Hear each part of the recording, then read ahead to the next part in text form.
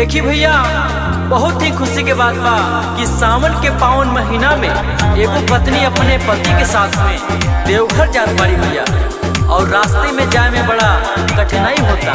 और ई कठिनाई के अपने पति के साथ में बता रहल बाड़ी भैया। वो कैसे बता रहल बाड़ी, आई सुनी सब है ये गाना के माध्यम से।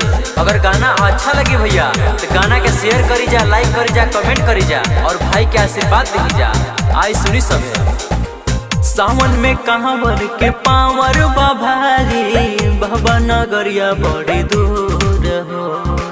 कठिन चढ़ाई बसुइया पहाड़ी, जाए के तब जरूर हो।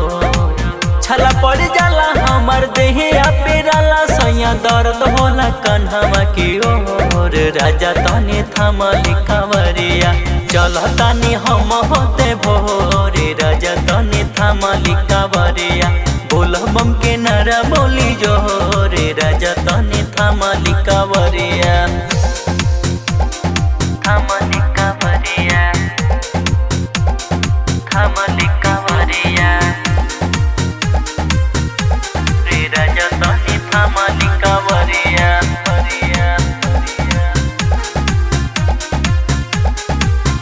चलतानी पहला बारी हम बाबा के दुआरे।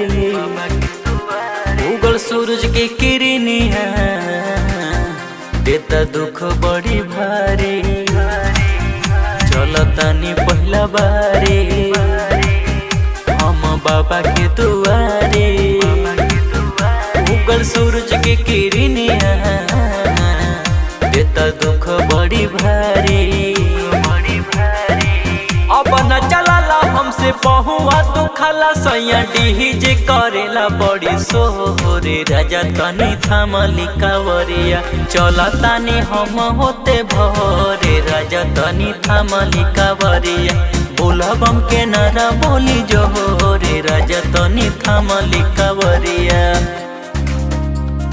थमली कंवरिया, थमली कंवरिया।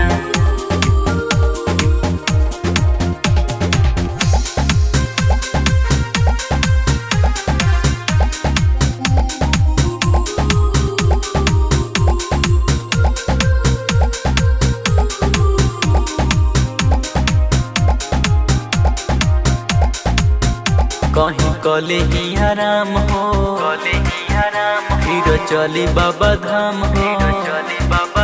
सूर्य रह गही पाछे, संगे आई होते शाम हो। कहीं कले ही आराम हो, फिर चली बाबा धाम हो। अंकुर रह गही पाछे, संगे आई होते शाम हो। दर्शन के श्रद्धा हमरे मनवा में जागल, सैया बाबा से जुड़ गई डोरी। राजा तनी थमली कंवरिया, चलतानी हम होते भोरे। राजा तनी थमली कंवरिया, बोला बम के नारा बोली जोरे। राजा तनी थमली कंवरिया।